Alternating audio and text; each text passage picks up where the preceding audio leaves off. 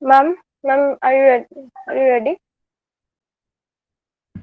Yes, I'm good to go. Okay. Good evening, ma'am. I am Sukanya, and I will be the moderator of the e-talk session with you today. Okay. So my first question is, tell us about your experience about the entrepreneurial journey down the line. Yeah, sure. So I'd like to first begin with, congratulating you guys to, pull off this event in COVID and bring people together. And thank you for inviting me here. Okay, so entrepreneurship journey has been a fairly long one. And just to set the context, I am a designer with about 18 years of work experience now.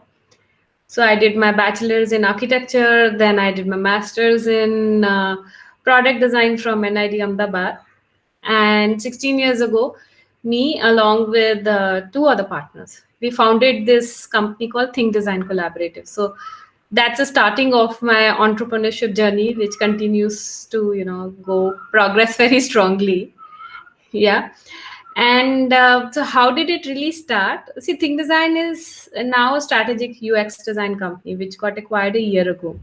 When we started typically like a lot of other entrepreneurs who were ambitious, who had some ideas, wanted to do things their way. Yeah, and I was very strong-headed at that time, and so that really was a key motivation for entrepreneurship. So let's form a company, let's do things the way we would want to do. Yeah, and over a period of time, we've scaled up from very small to a company that became fairly one of the largest independent design companies in the country. So that's what the journey is. It has evolved over the last 16 years. Oh, thank you, ma'am. The next one is, ma'am, how was your 15 years experience in design strategist? See, the experience of being a strategist and being an entrepreneur and being a leader, and all three are different actually in many ways. Yeah. Although an entrepreneur may necessarily also need to be a leader, but I would say these are three different hats that I've worn, and they've been sort of very intertwined or meshed together in the last 15 years. Design or design strategist is something that I had my education in, learning design, learning strategy of design, systems design, all of that. So that was, I would say, the core expertise that I had. Mm, Entrepreneurship, I would say, nothing prepares you for it. And nor was I from an MBA school that I was prepared for it anyway. It was just a mindset of something that, an ambition I had.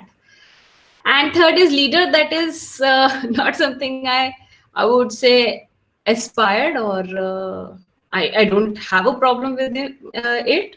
And I found over a period of time that it is one of my strengths, but it is something that I had to do as an entrepreneur.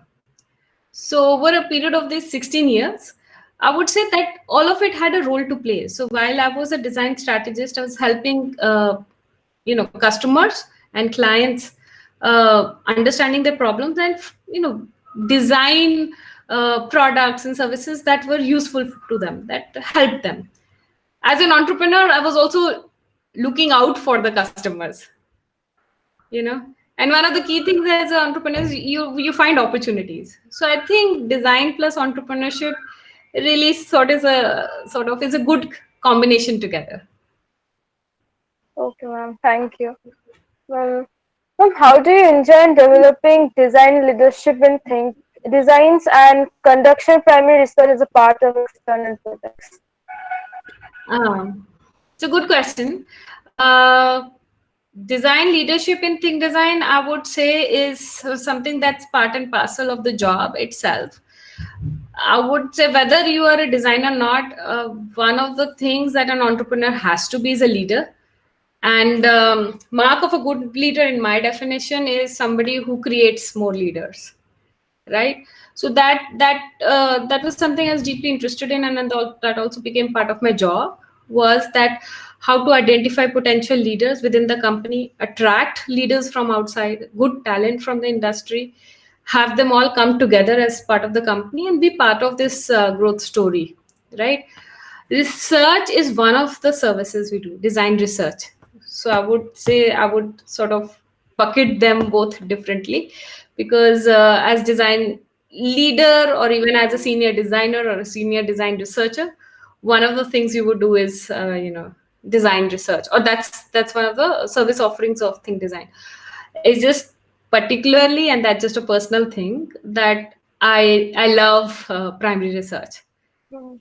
and that's, I think, a useful love or interest to have in a design company, because it's a very very useful tool for design. Okay, thank you, ma'am. Sure. Well, ma'am, tell us about your expertise, which lies in system mapping and design vision and tangibilizing into meaningful products and services. Mhm. So that's the underlying, I would say, not systems mapping, but the understand purpose of the company's existence, and also my drive as a design strategist and leader is to understand customers' problems. You know what a experienced design company does? So Kanya, do you understand that? A company like ours, what it does really? No, ma'am, share Okay, with us. let me put the context over here, right? We design experiences, Mm. experiences in for users, right? So Yeah. those experiences could be products or services. Primarily, most of the work we do is in product design.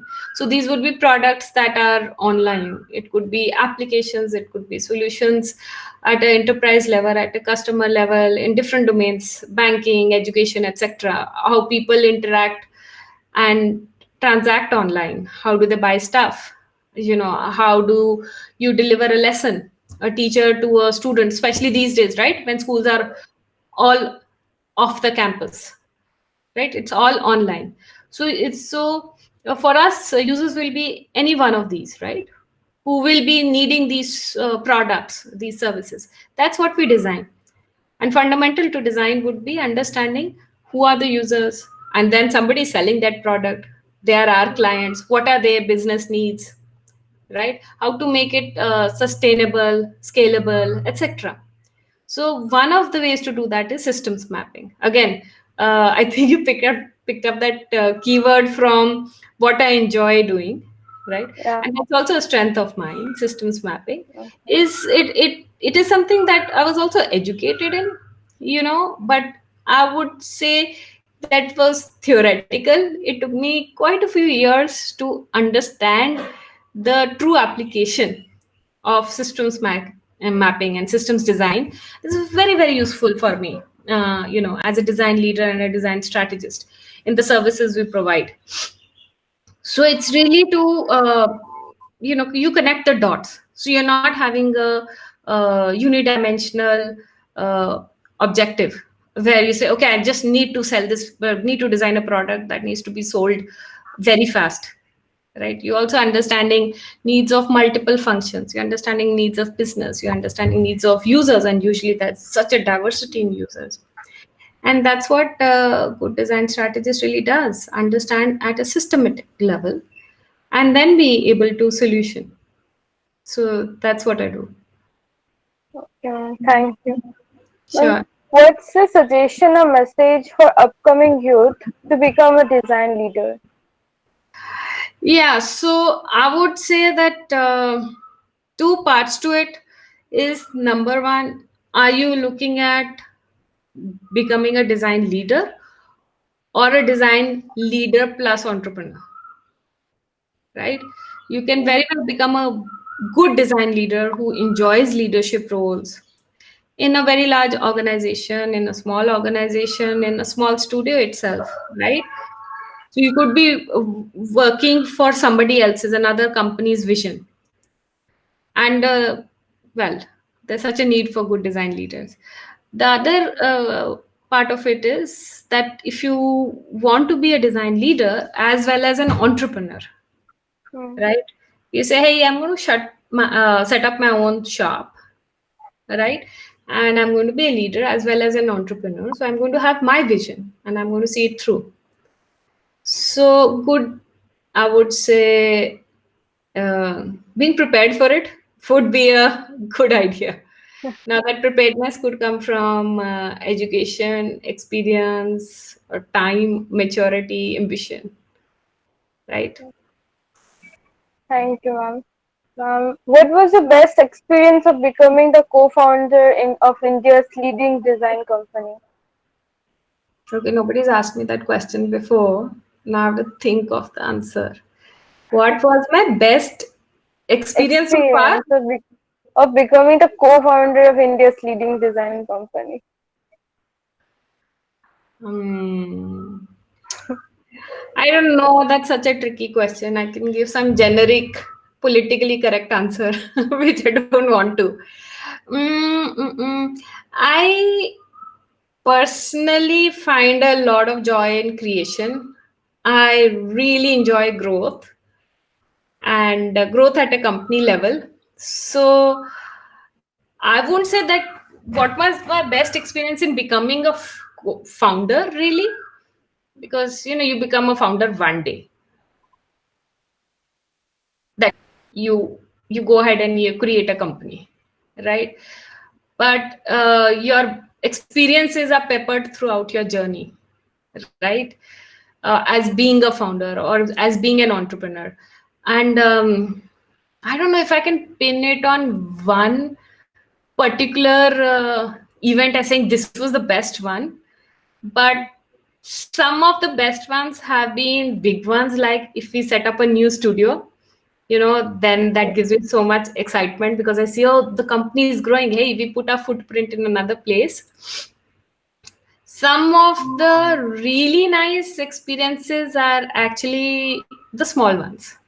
You know, when I see that I could identify somebody who I thought has the potential to be a leader, and I see them performing very well, I feel so proud, and I think that gives me so much joy. So that's one of the best experiences. It could be, and it's not like one day somebody became, it's not a title, right, became a very good leader, and you think, wow, I spent time with this person and I thought he or she had the potential. But some little thing they do, a few words they say, or how they behaved in front of a client, or how they backed a project, or being able to go around a difficult situation.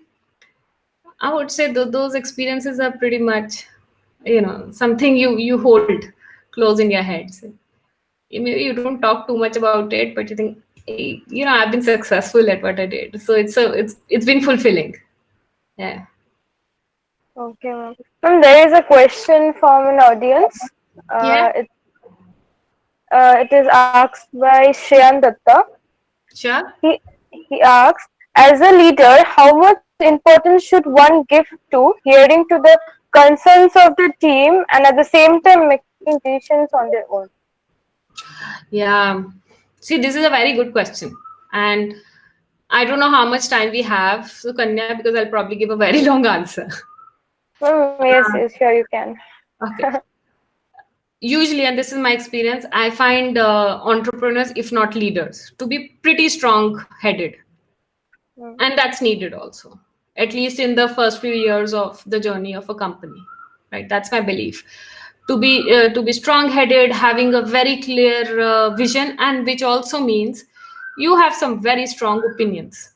So sometimes it comes across as my way or highway, you know so to quite an extent it's needed, because it shows the team a direction, and a lot of time they're looking at you, uh, because that this guy or this girl can guide me very, very strongly, right?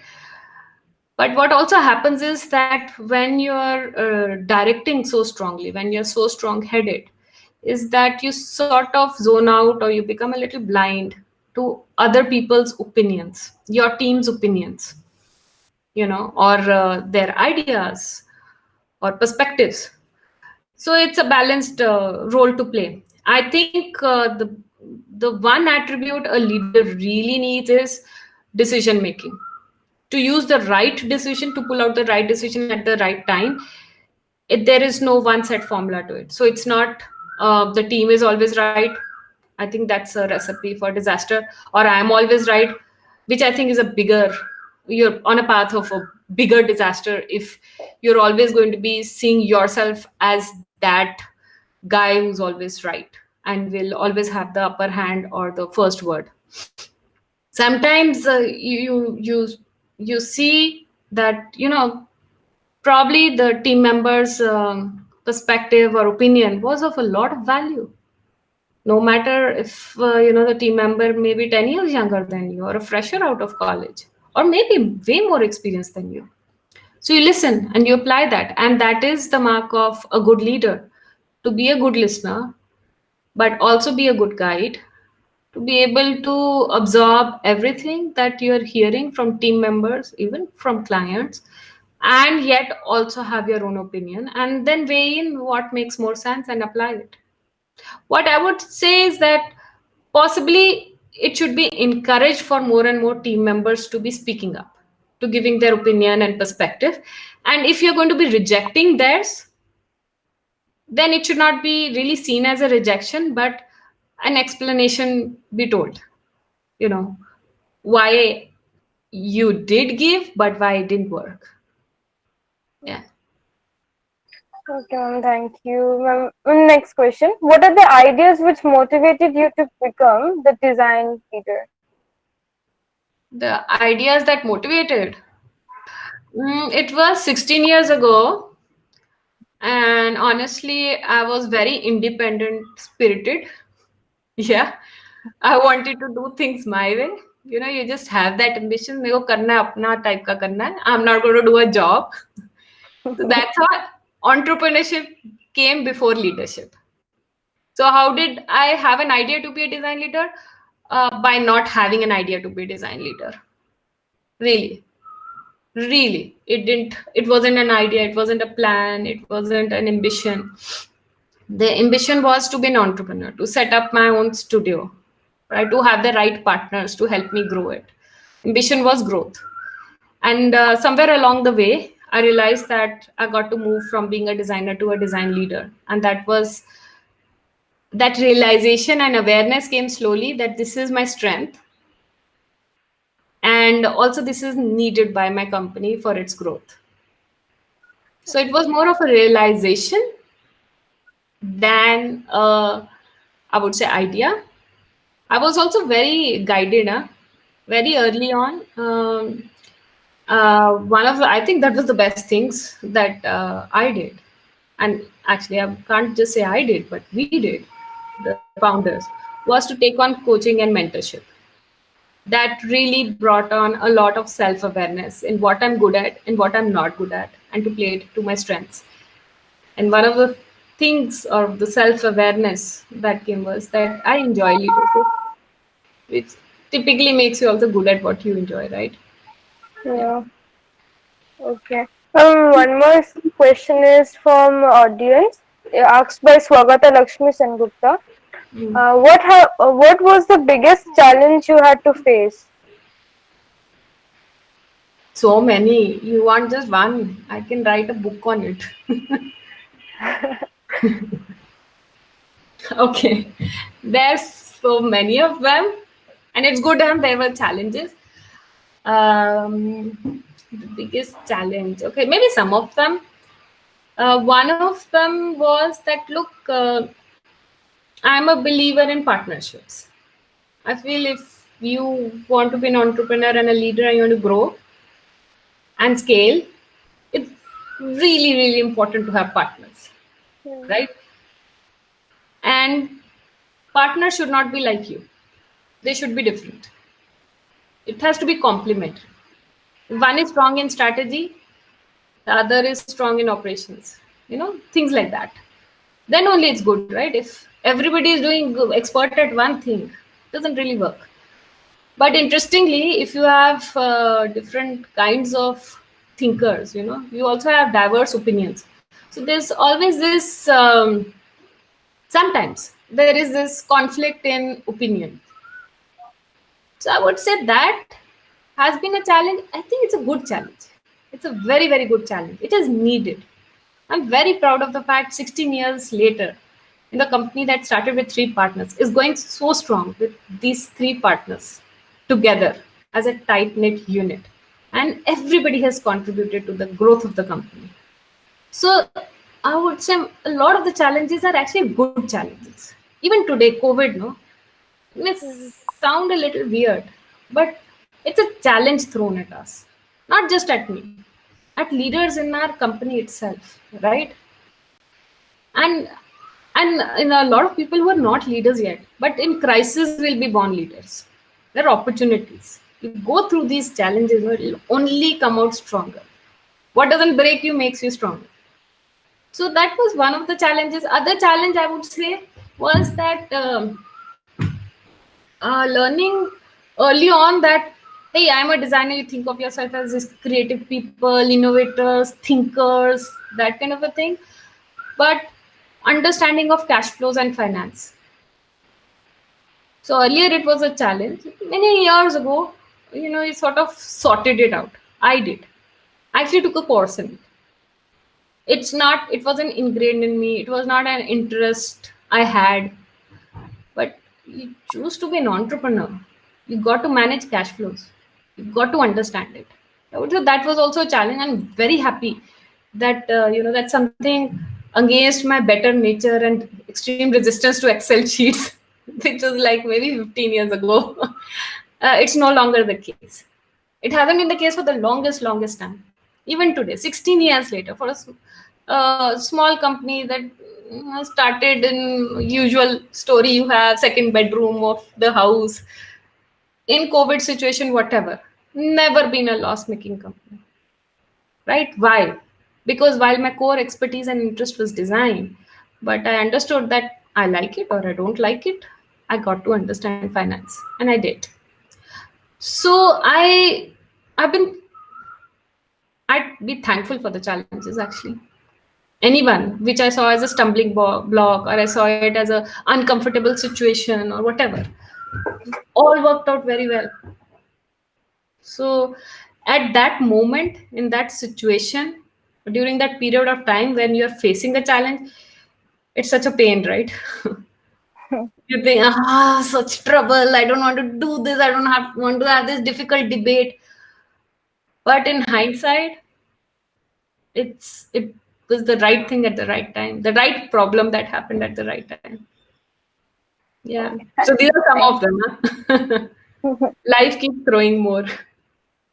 That's why. okay.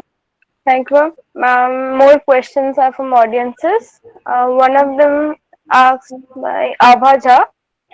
She asked that in a team discussion, the majority of a team has a unanimous decision that she strongly disagree with that. Do you go with the instincts or do you go with the team interest? Hmm. Okay, again, good questions you people are throwing up. Really depends on the context.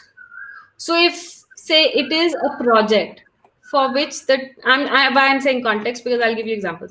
If it is a project that the team has taken ownership for, they are responsible for the delivery. They are talking to the client. It is on them, right? The owners of it is success and failure is also on them.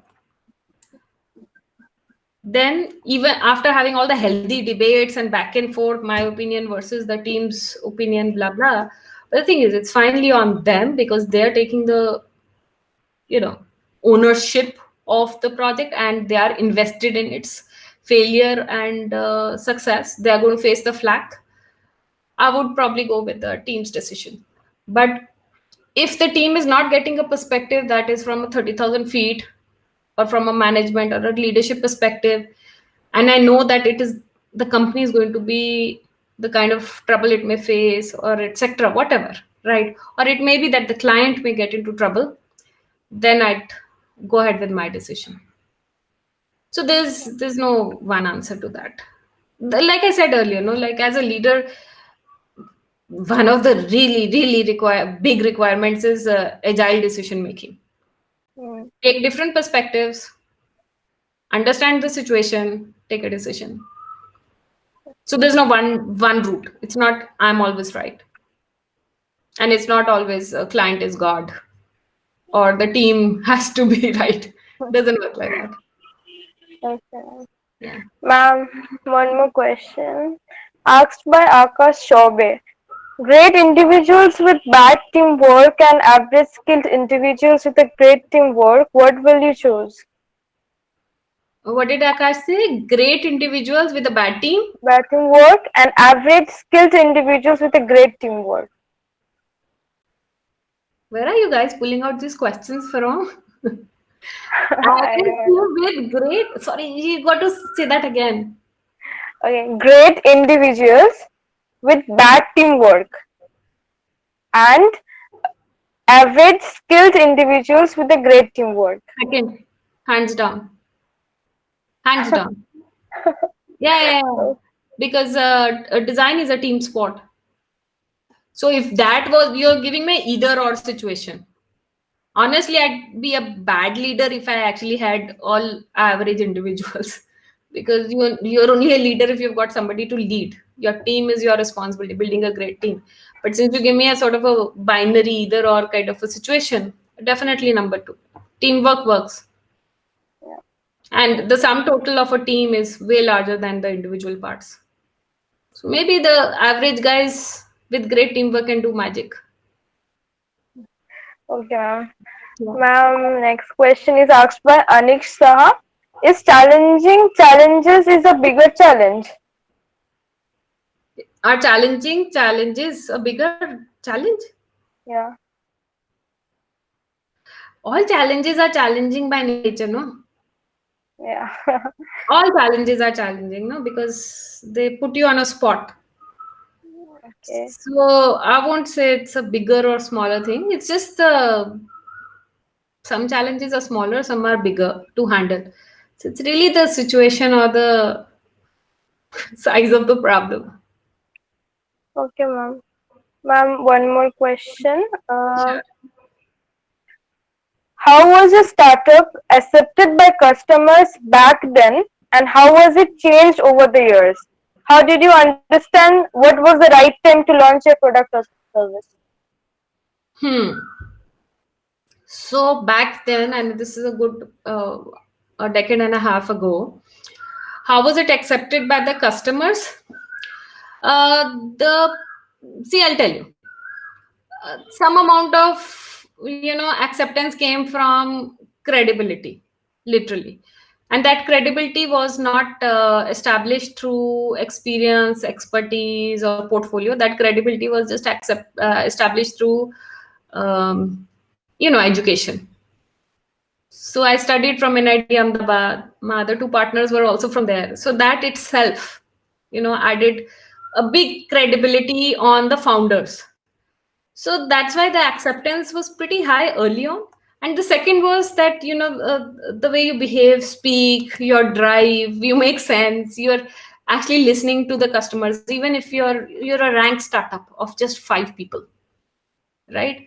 So that was really established more by the founders as individuals in the beginning, than the company itself. Over a period of time, which I think is a wonderful thing to happen, the company's credibility took over. So as we started doing more and more work, then the company's reputation built up, the portfolio of work built up, the success stories built up. And that's isn't that the best thing to happen when the larger group, a company's brand, you know takes over individuals. So today it is, I would say that it's a company's portfolio of work, experience, the amount of impact we made for a lot of our customers.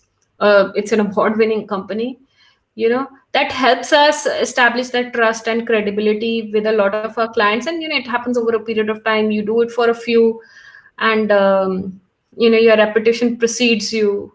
Referencing works a lot, right? Trust builds trust. So that's a state right now. But in the beginning it was really the three founders, right in the beginning, when there were just very few people. It was what we had as our portfolio, our profile, and our words.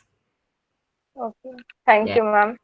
Ma'am, one more question from the audience, asked by Swarandandu Mandal. Imagine years back there was an existing big company in your domain and you have started your venture just then. The big company might do more good with its existing resources, but is instead targeting and putting down small ventures like yours. How do you think this attitude is going to help that giant company, and how will you tackle this pulling down behavior? Which behavior? And how will you tackle this pulling down behavior? Pulling down behavior. Yeah. Yeah, it happens all the time. And it happens all the time. And it won't be when you are small. There'll usually be somebody larger than you, right? So, and it's at the end of the day, it's business out there.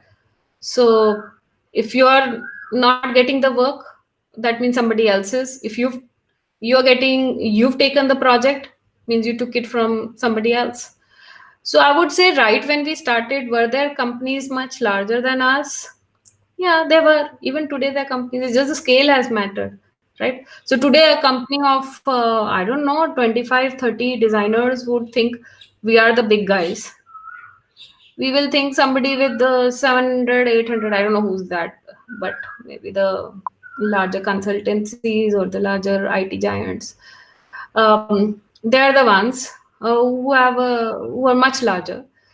And so I would say that challenge remains from then to now, and that's not limited to design. That's everywhere. You deal with it. That's one of the first things you learn to deal with. So if you're smaller, what do you say?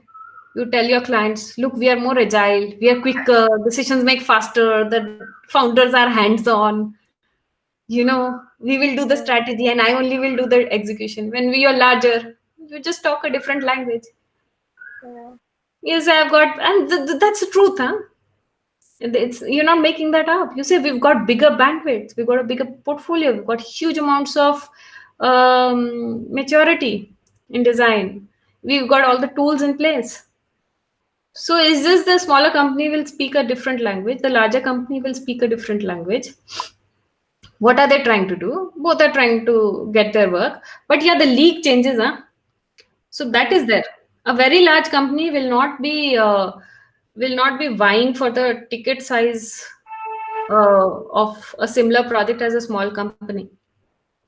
It doesn't happen very often. If a client today comes to think design, I don't I don't see that client going to a very very small company or a most of the times a very very large company. Your league changes in terms of the kind of projects you do. So mostly you'd be competing more with peers, but would the bigger ones trying to chew up your project? Yeah, because your project would be piecemeal of the larger project, when you're small. Did I answer yeah. that? Yeah. Ma'am, that was the last question of the session, Great. and it was so glad to talk to you. We had a beautiful experience, and thank you so much for coming to the Talk Session 2020. Yeah, sure. All the best to you guys. You guys are doing a good job, and everybody, well, enjoy the rest of your Sunday, Yeah. and all the best. Thank you, ma'am. Thank you so Sure. much. Bye. Bye bye. Bye. Bye, all.